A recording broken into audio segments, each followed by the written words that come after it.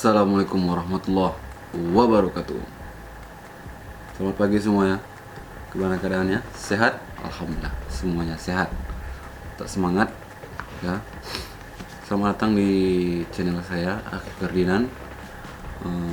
Di video kali ini saya akan membuat video pembelajaran, melanjutkan pelajaran yang kemarin. Nanti saya sertakan deskripsi di bawah, ada link ya. Itu ada part 1, part 2, ada pelajaran tampir bulughah, ada pelajaran aqaid juga ya. Baik, tidak lama-lama kita langsung ke materi atau lanjutan dari materi sebelumnya. Oke, let's go. Baik, langsung saja di halaman 63 ya. Oh maaf, 63 sudah. Kita lanjutkan, yaitu adalah halaman 65 ya. 65 di situ ilham, atau yang keempat ilham atau wahyu. Sebelum kita memulai pelajaran ini, marilah bersama kita mengucapkan al-basmalah. Bismillahirrahmanirrahim. Baik, di ilham atau wahyu ya, menurut asal dari ilham ini adalah sama artinya petunjuk yang diberikan dengan cepat. Itu adalah wahyu. Ketika manusia itu sudah mendapat wahyu, mungkin dia selalu berbuat baik, selalu beribadah, tidak putus ibadahnya kepada Allah, maka dia akan mendapatkan wahyu ya. Segera dia mendapatkan wahyu. Siapa yang memberikan wahyu ini ya, yang tentunya Allah yang memberikan wahyu ini ya. Artinya langsung masuk ke dalam jiwa, tidak dengan pendahuluan jalan pikiran ya. Wahyu itu langsung didapatkan ke manusia melalui dalam jiwanya langsung, bukan dalam pikiran ya. Adapun maka kepandaian laba-laba membuat sarangnya itu pun terkadang dinamakan wahyu. Laba-laba itu membuat sarang ya. Tidak bisa kita melihat langsung dia membuat sarang laba-laba itu, tetapi tiba-tiba saja sarang laba-laba itu ada. Itu ada disebut dengan wahyu. Lubang semut ya, lubang buaya ya. Jadi tiba-tiba langsung ada ya gitu ya, disebut dengan wahyu. Adapun wahyu dalam agama atau wahyu ilahi yang dinamakan juga wahyu kenabian, ialah petunjuk Allah yang diberikan kepada nabi dan rasul. Sekalian rasul itu berkewajiban menyampaikan petunjuk tadi kepada manusia untuk membimbing mereka ke jalan maslahat, kebaikan dan kebahagiaan mereka dunia dan di akhirat.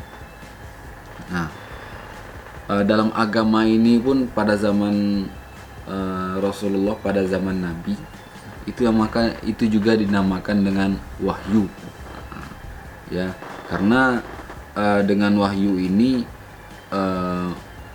menyampaikan yang baik-baik kepada manusia ya. Apa isinya? Itu adalah agama. Tujuannya apa di situ ya? Kewajiban menyampaikan petunjuk tadi kepada manusia untuk membimbing ke jalan maslahat, kebaikan dan kebahagiaan di dunia maupun di akhirat. Itulah tadi itu wahyu.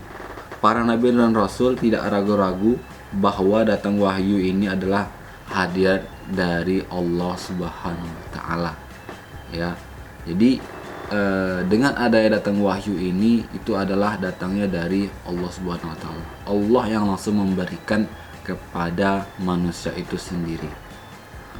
Baik, kita buka halaman selanjutnya lagi.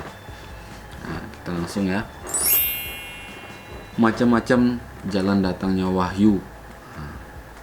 Jalan bagaimana datangnya wahyu itu ada 3 macam. Tentu di sini ada dalilnya yang mengatakan Bismillahirrahmanirrahim, wa makana libasyarin ayyukallimahullah illa wahyan aw min wara'i hijabin au rasulan fayuhiya bi'idnihi ma yasha'u innahu aliyun hakim. Shadaqallahul azim.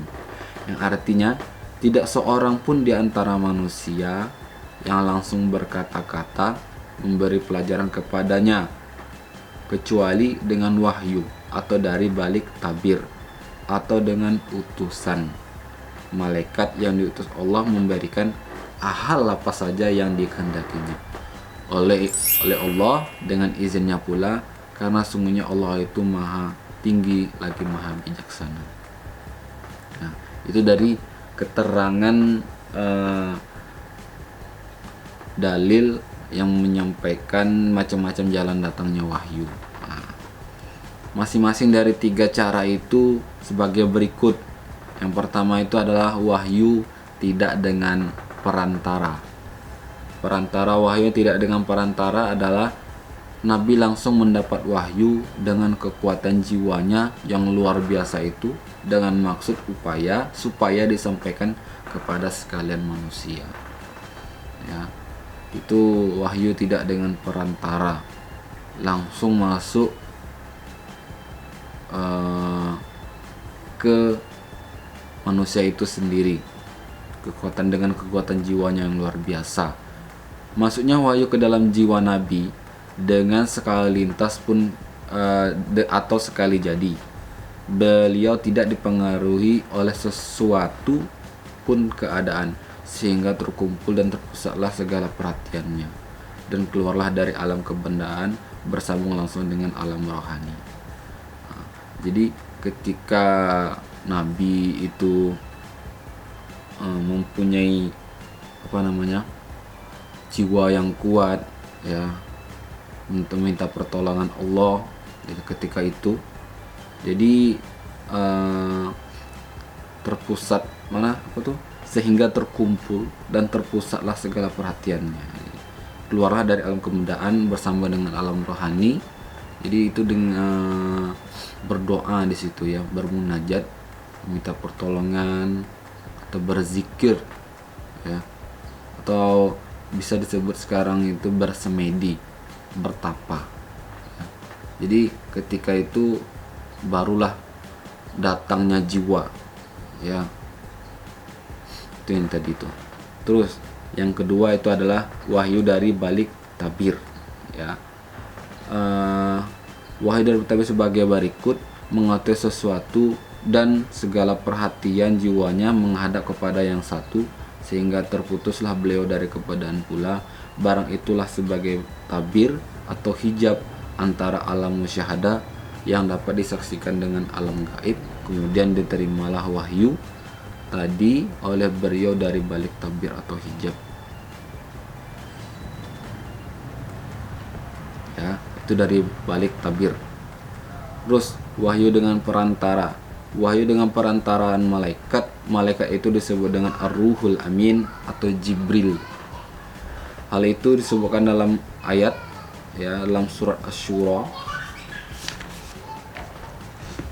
Langsung saja artinya, ar-ruhul amin, jiwa yang dipercayai membawa wahyu ke dalam hati engkau supaya engkau menjadi orang yang diantara yang memberi langit dengan bahasa Arab yang terang. Jadi di sini ada 3, ya, macam-macam jalan datangnya wahyu. Di sini harus ingat, ya. Yang pertama itu adalah wahyu tidak dengan perantaraan, wahyu dari balik tabir, dan wahyu dengan perantaraan. Jiwa seorang Rasulullah sekuat jiwa manusia dan sebersih-bersihnya, ia pun penuh dengan kekuatan dan bersedia bertemu dengan alam arwah pada waktu Allah menghendaki, untuk kebaikan dan kesempurnaan segala hamba Allah adanya. Adanya sebangsa roh itu tidak mustahil. Ini lanjut lagi, ya. Adanya roh yang berderajat tinggi dan diterimanya oleh roh yang kuat pula, yang telah terpilih oleh Allah untuk menjadi utusan, tidak sekali-kali mustahil. Jadi ada ilmu pengetahuan kuno berkata di sini, keadaan wujud yang hidup ini mengandung sesuatu yang lebih halus daripada benda, meskipun tidak tampak oleh mata. Di apa di sini diartikan? Jika hal itu dari kehendak Tuhan dan pengetahuannya dapat diterima oleh sekalian nabi-nabi. Keadaan wujud yang hidup ini mengandung sesuatu yang lebih halus daripada benda, ya, karena hidup dunia ini itu penuh dengan mungkin ada cobaan, ya kan, dengan cobaan, dengan ujian, ya, itu mungkin dikatakan di situ, meskipun itu tidak nampak oleh mata dengan seketika, ya, makanya dikaitkan dengan benda. Benda itu nampak, tapi kalau permasalahan itu sebenarnya tidak ditampakkan oleh benda, tapi telah ditimpa kepada manusia itu sendiri. Ya, baik, mungkin sampai segitu dulu ya di materi kali ini. Besok kita akan lanjutkan lagi. Besok mungkin itu terakhir, setelah itu baru kita latihan ya. Baik, terima kasih sudah menonton video ini. Nanti kalau misalkan tidak paham, ya jangan lupa diisi absen, dan jangan lupa subscribe dan subscribe. Jangan lupa isi absen di kolom komentar. Baik, terima kasih sudah menonton video ini. Semoga semuanya tetap senang, tetap bahagia, tetap sehat selalu ya, dan selalu minum air putih ya, banyak-banyak minum putih. Jadi saya sehari itu 1 botol ini kalau bisa. Baik, terima kasih. Syukron. Assalamualaikum warahmatullahi wabarakatuh.